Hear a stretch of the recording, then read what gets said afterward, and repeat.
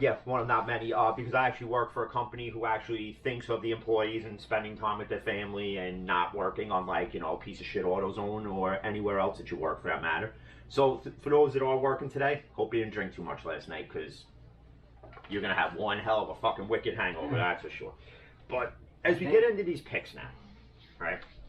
I don't know if I really want to go over all the picks or just certain matchups based on spoiler, which a lot of these games do. Like the Jacksonville Colts game, the Texans and the Titan game are both spoiler games in the event, because with Indianapolis and Tennessee, if Tennessee loses, they're on the outside looking in and need a lot to happen to get back in. Miami pulls one off of Buffalo and you guys beat Cleveland, you guys move up to the 2 spot. Yeah, which is why I don't like resting everybody.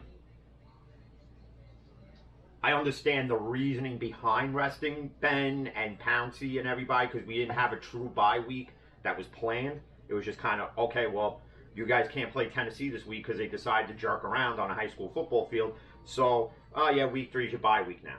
Okay. So I understand it to that regard. But if we could pull off the win with Mason Rudolph, I think you guys could. Here's what's going to happen. You guys lost by 3 last year. Here's what's going to happen with that, though. There's a lot of people posting that they want to see Rudolph succeed and take Ben's spot. One game is not going to do it. What he did last year is still a small sample size. I need to see a full season of Mason Rudolph with this team. With this team. But you're not going to see it because you still have Ben, and you still have Ben on the center. So until Ben hangs it up, you really don't know what Mason can do. Mm-hmm. And Mason wasn't prepared in that game against Seattle when Ben got hurt. He was not prepared to hop right in.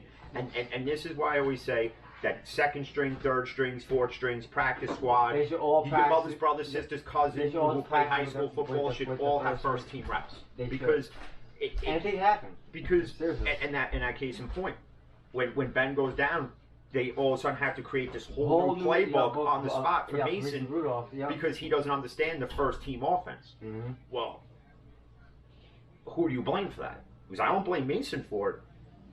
That falls, and the accountability's got to be taken by Tomlin and Fickner, and the quarterback's coach and whoever else in that circle. They have to take accountability for that. Do I think Mason has the potential? If you watch Mason, yes. if you watch Mason Rudolph's college tapes with James Washington, they have a great connection. They were dynamic, but in the National Football League stage, I don't know if Mason could pull off what he used to pull off in college. I just don't think he has enough to do it. You think he'll fall under pressure? I think he'll fold under pressure. I think that the nasty hit against the Ravens he took from Earl Thomas messed him up. Then getting the helmet split over his head by Garrett, I think screwed him up even more. I think he goes out there and plays more afraid than just goes out there and says, fuck it.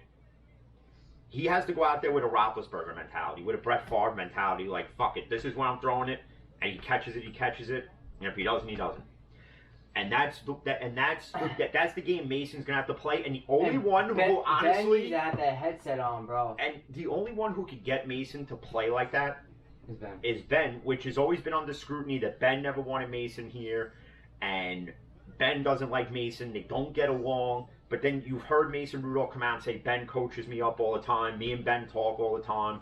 I don't know if he's just saying that to pander to the, the media so that there's no surface show with it. Nobody will actually, But does any quarterback like when another team, when their team drafts their soon-to-be heir apparent? Case in point, Aaron Rodgers wasn't happy with that draft pick last year. He put on a show, MVP show. He's like, I ain't going nowhere.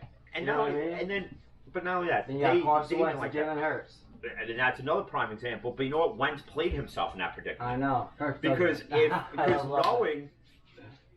knowing the fact that there was this stud quarterback that got drafted by the Eagles, which a lot of teams passed on, even the Steelers passed up on him.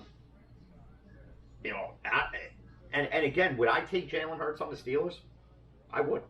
Me too. I would take him as the heir apparent to Ben, and you can call me crazy for it all you want, but believe it or not, like I said, the NFL every year, from year to year, it changes. the way it's being played is evolved. Like, So you have to. So these teams have to evolve with it, because if you don't, you're gonna be that team that's back here. Yeah. You're not gonna be these teams moving forward, where where they're constantly improving. Like case in point, Cincinnati. If they lose AJ Green at the end of the year,